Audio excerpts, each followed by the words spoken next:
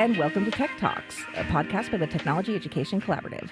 We are a 501c3 in Arizona who help ordinary, everyday people learn about today's extraordinary technology. Today, we're sitting with State CISO Ryan Murray. Hello. Hello. Thanks for having me again-ish. Yes. This is the bonus extended episode. We weren't just going to keep it at 5 questions for you. Nice. So, yeah, you get 2 episodes. That's right. I love it. It's the perks, right? That's right. Yeah. Exactly. It's good to be the state CISO. Yeah, right? It's good. Yeah. And that's the first thing is just if you want to introduce yourself and just tell people kind of who you are and what you do. Yeah, for sure.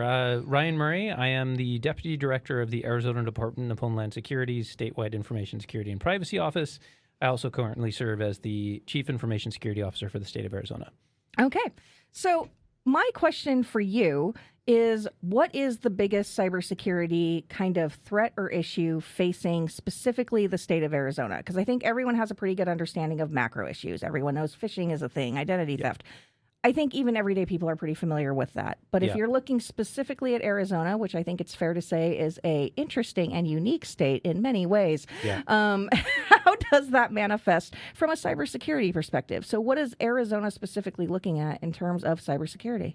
So I'll say 3 things that we're really paying attention to right now. And I this is probably sort of writ large across the nation, but specifically Arizona is facing this stuff. And trying to figure out how do we protect our critical infrastructure in small local government entities or small to medium businesses that just don't have the funding or resources to protect themselves, and trying to find creative solutions because, frankly speaking, threat actors don't care if you're a big multinational conglomerate or if you're a small water cooperative in the middle of Arizona that services, 1,000 people on one well.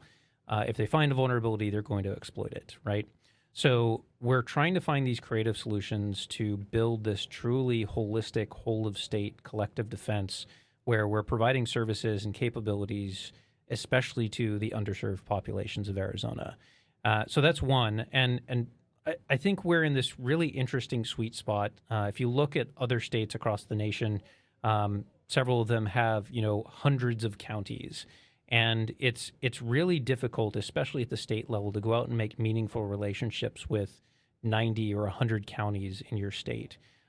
Like you look at Texas, and I know the state CISO there really well, and he said they've got over 7,000 municipalities that they have to try to service. And that's just like an impossible task to build a meaningful relationship with that number of organizations.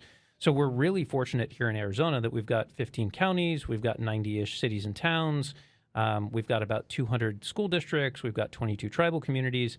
Like these are meaningful organizations that we can go out and make meaningful relationships with.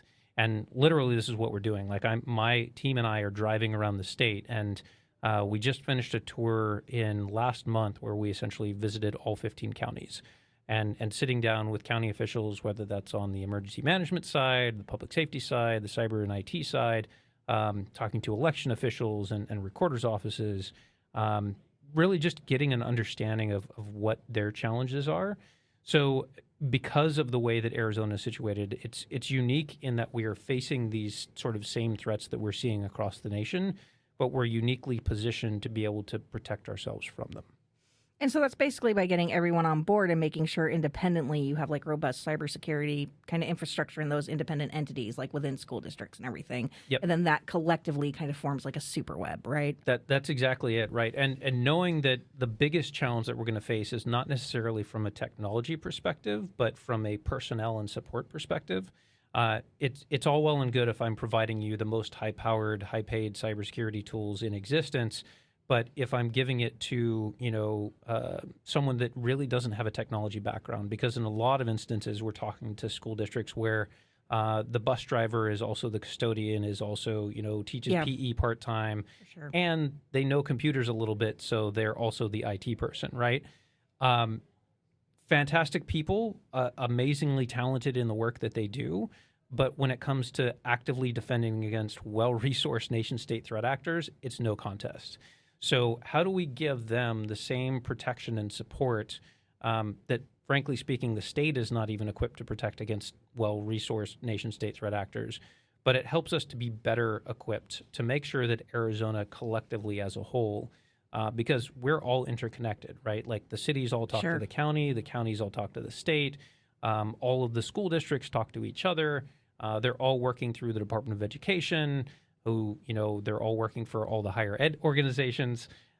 Being able to understand all of this sort of interconnectedness and know that we talk a lot about sort of the weakest link, which I really don't like that terminology, is looking at our most vulnerable and figuring out ways that we can better protect these most vulnerable organizations.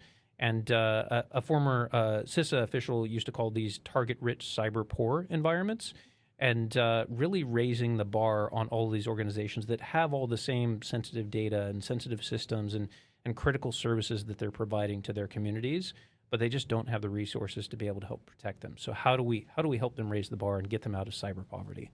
What role does community trust play in that? Because there is a certain cultural, different cultures and different perspectives. So you do have places where their trust in government isn't high. I mean, that's just the fact of the matter. And if you come in there and you say, well, we're from the government and we have these like ISO and, NIST standards, there's kind of an immediate kind of visceral distrust. And I know on a lot of fields, not just in cybersecurity, but a lot of industries kind of face that.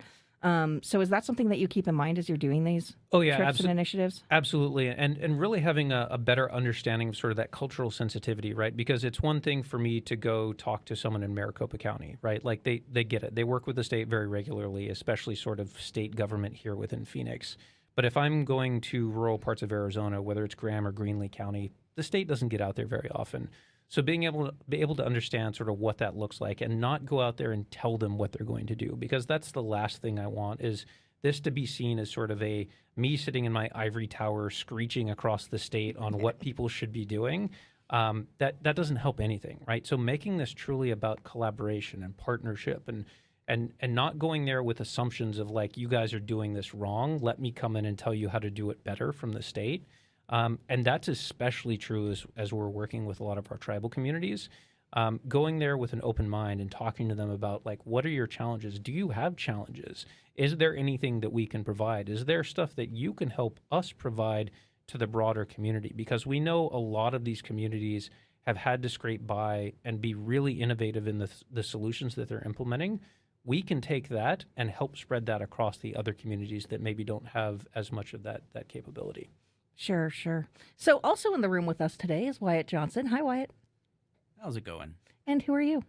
So I work here at the Advanced Cyber Systems Lab at Gateway Community College. Okay. And I think Wyatt had some questions for you. Really just one, and I appreciate you coming by, Ryan. Of course. One of the big things that we run into here is we have students who are very motivated, but they don't have that magic 2 years or that magic 5 years of work experience trying to kind of get that first foot in the door IT position. Yeah. What are some things, based on your experience, that they could have on their resume or that they could be working on that would really help that pop, help them get that interview, help them get their foot in the door somewhere? Yeah, and it's a really great question, right? Because I continue to hear this as we're talking to employers and students and people on the job search out there, is they're trying to find a job and they're just finding it way more difficult than it should be. We tell this myth of there's 10,000 cyber jobs available in Arizona alone, 600,000 cyber vacancies across the nation, and people are still struggling to find cybersecurity and IT jobs. So what I'm really looking at is, obviously, experience is king. So being able to find students that have had that experience, whether that's in a true job or career capacity, or if they've gone out there and done it on their own. I talk a lot about this sort of hacker mentality that I feel like is kind of waned recently. The answers are out there. You just ask the internet, you ask ChatGPT, and it tells you exactly what you're supposed to do, right? Like, here's the step-by-step to solve this problem. I don't even have to think about it. I don't even have to have the capacity to think about it, because the internet just tells me the answer. So really focusing on those students or those career seekers that have that creative thought, that analytic capability, the ability to see a problem and ask the deeper questions about it to better understand what is that problem and where does the solution come from, instead of just saying, I'm going to follow these rote step-by-step 1, 2, 3 processes. So really looking at puzzle solvers, people that have creative analytic thought, people that take the initiative and the drive to learn and do more, instead of just, I want to put in, the bare minimum, I just want to get by, I just want to find a job so I can work 9 to 5 and pay my paycheck. Not that there's anything wrong with that, but if we're looking for people to solve the challenges that we are trying to solve, which is truly defending our state from existential threats, we need to find people that are willing to go sort of that extra mile to try to understand where are those threats coming from, where are the challenges that we're trying to face, and take it apart as almost to like a component level and better figure out how do we fix sort of the underlying challenges. So what are some real specific things that they could have on their resume that would like signal to you that that's the kind of person that you're looking at? So showing actual hands-on work that they've done, right? Like if they've got a portfolio of stuff that they've put up in GitHub, if they've got like actual, products that they've developed, if they've got scripts that they've written, if they've got a website that they developed and put out there for something, or show me the research that you've done, right? Like here's my home lab that I've put together. Here's the technology that exists in it, the firewalls, the routers, the switches, the endpoints. Here's what I've done to understand how to better make that stuff work. Here's the diagrams that I've drawn. Here's where I find challenges with that network and what I want to do to make it better and more secure. And then here's what I'm going to do with it in the future. Like taking that, showing that analytic thought process of I had a problem that I identified myself. I came up with some solutions and I'm going to test them out to see if they work. That like scientific method, right? Of I've identified a hypothesis. I'm going to test it and see if it worked. If it didn't, that's okay. What am I going to do next to try to do better? So showing sort of that concrete examples of the things that they have done, not just, oh, I had an internship, right? Not just, I worked for this organization. Tell me what you did, not where you came from. Thanks, Ryan. Yeah, for sure. Yeah, thank you so much. And well, thank you for coming in. Yeah, absolutely. Thank you guys for having me. Looking forward to the next one. We really enjoyed the conversation. Thanks a lot. Yeah, me too. Bye.